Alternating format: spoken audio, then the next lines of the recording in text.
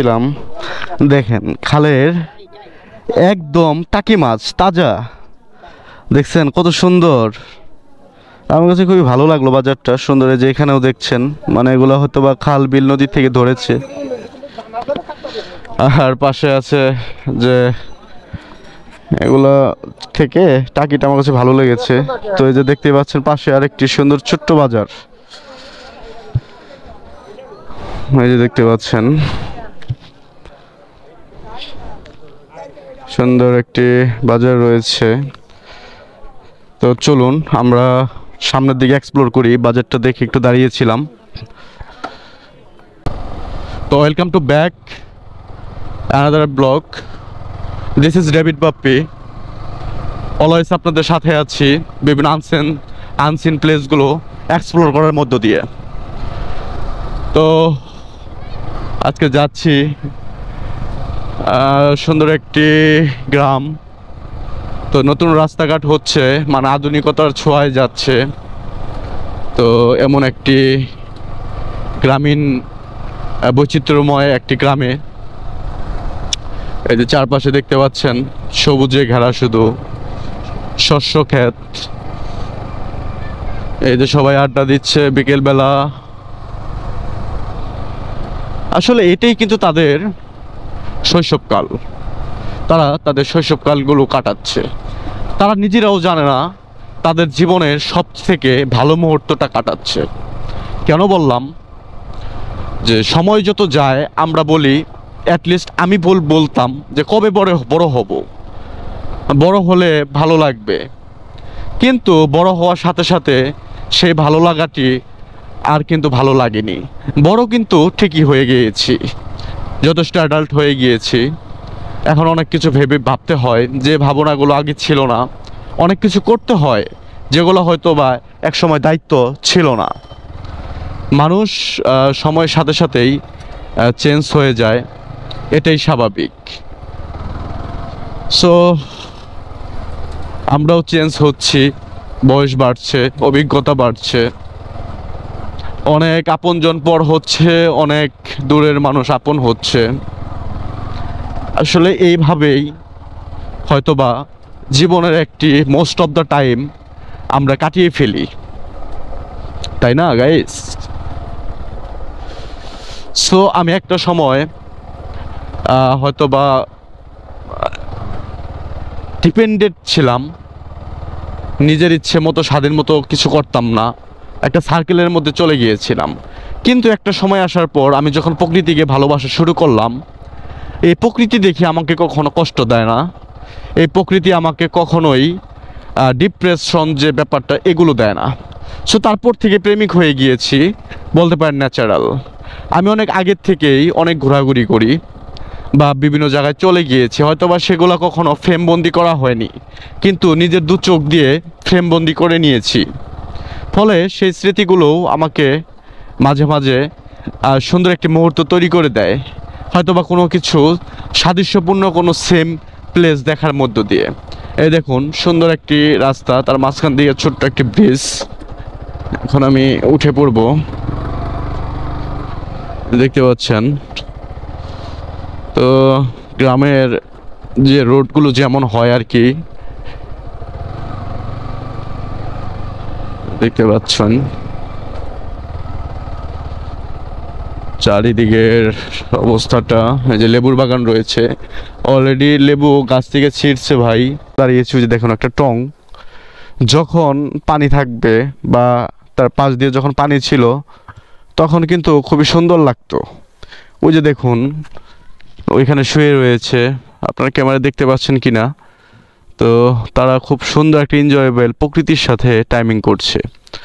তো এগুলো আমাকে খুব ভালো লাগে, আমার কাছে অ্যাটলিস্ট ভালো লাগে। কিন্তু প্রকৃতির যদি রূপ না থাকে সেখানে কিন্তু আবার ভালো লাগাটা কাজ করবে না। এখন যদি আপনি আমাকে বলেন, আমি কিন্তু সেখানে টাইম স্পেন্ডিং করব না, কারণ সেখানে পানি নেই। পাশে যদি পানি থাকতো, আর বিশেষ করে ঠান্ডা বাতাস থাকবে, তো সেখানে টাইম স্পেন্ড করাটা যুক্তিসম্মত হয়ে যায় বা আমার কাছে ভালো লাগবে।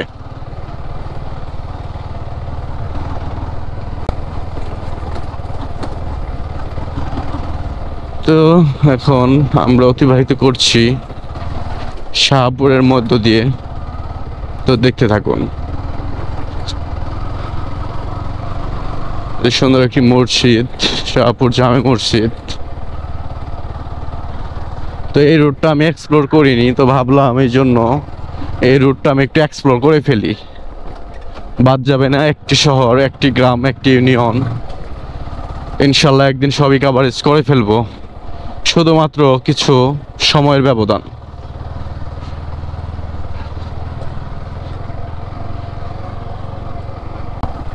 পানি চলে গিয়েছে, মানে পানি নেমে গিয়েছে। এখন এখানে কৃষকেরা ফসল ফলাবে। এই যে দেখেন সিস্টেম করে দিয়েছে। ওয়াও, দেখেন খাদ্য কিভাবে, এই যে পেঁপে গাছে কি পরিমাণ পেঁপে, মানে নিজের খাদ্য নিজেরাই উৎপাদন করছে। এটি কিন্তু খুবই ভালো ব্যাপার। সো আরেকটা মেসেজ, যে যাদের বাড়ির সামনে কিছু জায়গা থাকবে, আপনারা অবশ্যই নিজেদের উৎপাদনের জন্য যতটুকু প্রয়োজন, ততটুকু না পারলেও যতটুকু হয় করার ট্রাই করবেন। তাহলে অর্গানিক খাদ্যের ব্যবস্থাটা হয়ে যাবে।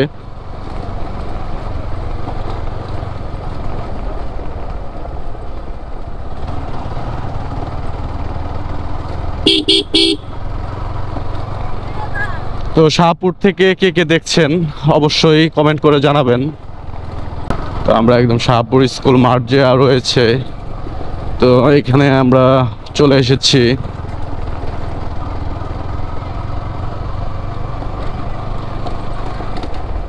এই দেখুন, ওয়াও, প্রকৃতির সুন্দর একটি দৃশ্য। যে বক উঠছে দেখুন, তাও দুজন জোড়া বেঁধে উঠছে। এখন ক্যামেরায় নাও আসতে পারে, বাট আমার কাছে এই দৃশ্যটা খুবই ভালো লাগলো। চলুন আমরা একটু সামনের দিকে আগাই, দেখি কি অবস্থা।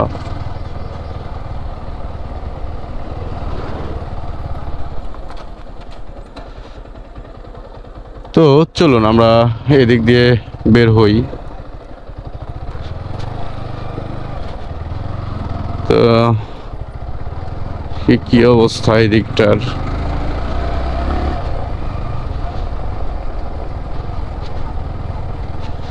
দেখতে পাচ্ছেন, বিশেষ করে যখন পানি থাকবে, পানি টকবক করবে খালগুলো, সেই সময় আপনারা যদি এদিকে আসেন ভালো লাগবে।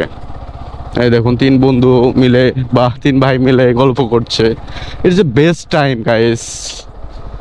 তাদের মধ্যেও একটা বন্ডিং রয়েছে, তাদের মধ্যেও ঠিক আমরা যেভাবে ফিলিংস পাই, হয়তো বা তেমন না থাকলেও তাদেরও একটা ফিলিংসের ব্যাপার রয়েছে। সো আমরা সামনে আগাচ্ছি, দেখি কি অবস্থা।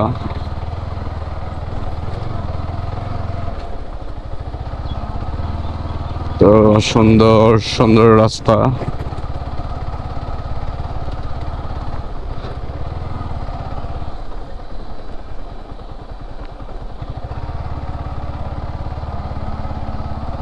দেখতে পাচ্ছেন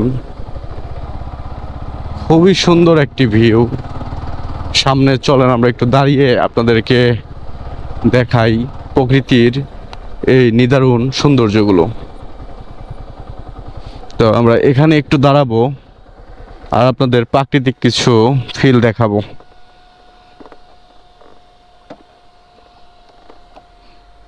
আমার রেগুলেটর পাখাগুলো অনেক ঘুরছে, গাড়ি হট হয়ে গিয়েছে।